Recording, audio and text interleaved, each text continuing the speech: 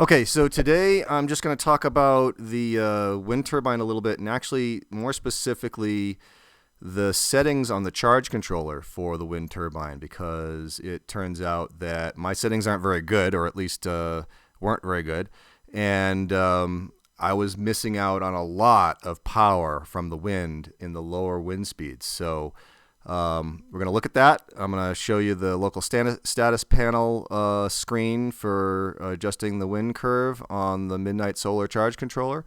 And we're just going to go and tweak it a little bit and get more power out of it today. Okay, it's a little early in the morning this morning. It's about 20 past 6 in the morning. And I apologize, I don't have my microphone. It's a little windy, and you can see that the turbine is up there spinning. And we're only in about 10 to 15 mile an hour winds this morning. And generally, we make pretty much a zero power out of that.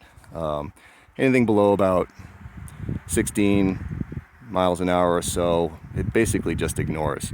So traditionally, in this kind of wind, I don't expect to see any power from the turbine at all. But that's going to change today. All right, so you can see there's only about 13 mile an hour winds there. We're kind of fluctuating around a little bit between 10 and 15 mile an hour winds this morning.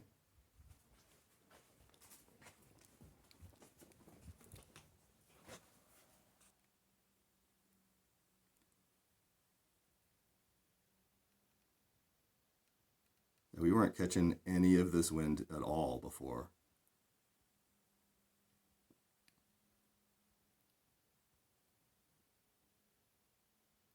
I think I can probably drop it even lower.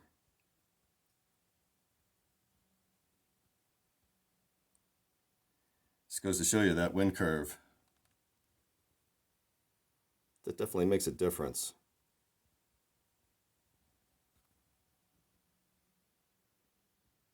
Right now we're only looking at about 12 mile an hour winds, less than 15. And we're making actual power.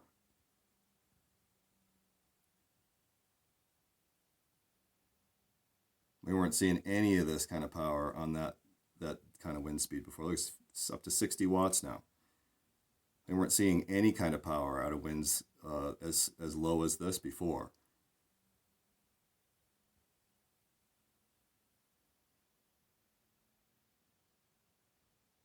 Definite improvement. I think I'm actually going to pull the voltages down, maybe play with the voltages and current numbers a little bit more, see if I can get even more out of it in this low wind. All right, so this might be about as good as we're going to get. I've adjusted it a little bit more, brought the voltages down, and played with the current levels on all these initial steps in the curve to try to achieve a little bit more power in the low wind situation.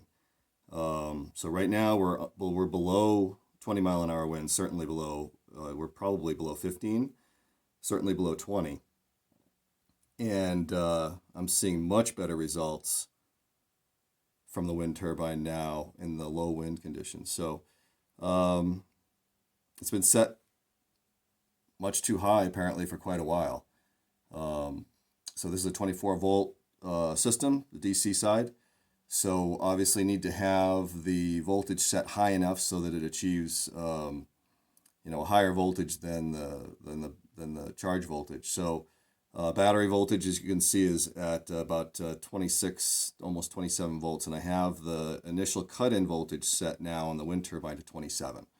So you can see now, right at 30 volts, we're making right around, well, it was making right around 20 watts. At this kind of wind speed before, we weren't making anything. It would just basically ignore anything below about 15 or 16 miles an hour. And right now we're in that sort of 10 to 15 mile an hour range, and we're making power. So I may play more with this curve in the future in different wind speeds to try and maximize my output. But I haven't really played with this too much since I kind of set it up. And what I did when I initially set it up was I copied a curve from a similar, or what I thought was a similar wind turbine that there was actually information for, and then I just kind of tweaked it a little bit to try to make it work better with mine. But apparently it wasn't nearly close enough to what the turbine I have wants to see for a curve. So that's an improvement. Okay, so this is the local Midnight Solar status panel app. And you can see the top, I have the two charge controllers showing up here. The third one, for some reason, doesn't like to show up.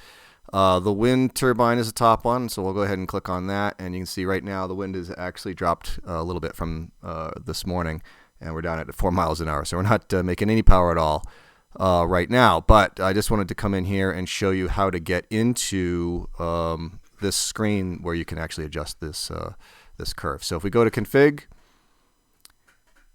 and then we go to tech, and then you can see this top item here. This button is the wind graph, and that gets you into this screen here, and that shows you what you've got for all your set points for each of the individual voltages and current settings. So that's what this is here. So the bottom row here is the voltage settings for each of these points. You can see as I go over each of these numbers, it's highlighting a different point, and the same is true when I go up to the current values up here. So what you're doing here is you're setting this curve based on your voltage and what current you're expecting to see at each point along this curve as well. Now, I'm not good at this by any stretch of the imagination, and I have no idea what I'm doing. So I'm just doing trial and error and playing with it to try to get it right. What I did initially, again, was just to copy an original curve for a different turbine and try to make it work. I've seen other videos where people are doing math to try to figure out, the wattage and the, based on the current, and try to set the current and the voltage settings to try to set the curve that way. I don't think that works. I'm thinking that the trial and error method for me is probably going to be the way to go. So I'm going to continue to tweak this, and as wind speed changes here, either today or in the coming days, I'll come back to this wind curve and adjust these a little bit more, in different wind speeds to try to achieve better power results in each of those wind ranges. But I don't really have much information to play with on this turbine, so it's kind of difficult to get a starting point to work with. So that's why I just kind of copied one that I thought was kind of close. But yeah, so that's what you're doing here. And as you can see, as I move the voltage numbers up and down, that curve changes, and you can see I can take the whole curve out of whack. I'm not going to save this, so it's fine. But also the current numbers, you can see I can adjust that and move that around as well, and that changes dramatically what the curve looks like. And I've just messed it all up here, but like I say, I'm not going to save this. And that's how you adjust all these set points. And again, I'm just going trial and error because I have no information to work with, and I pretty much have no idea what I'm doing.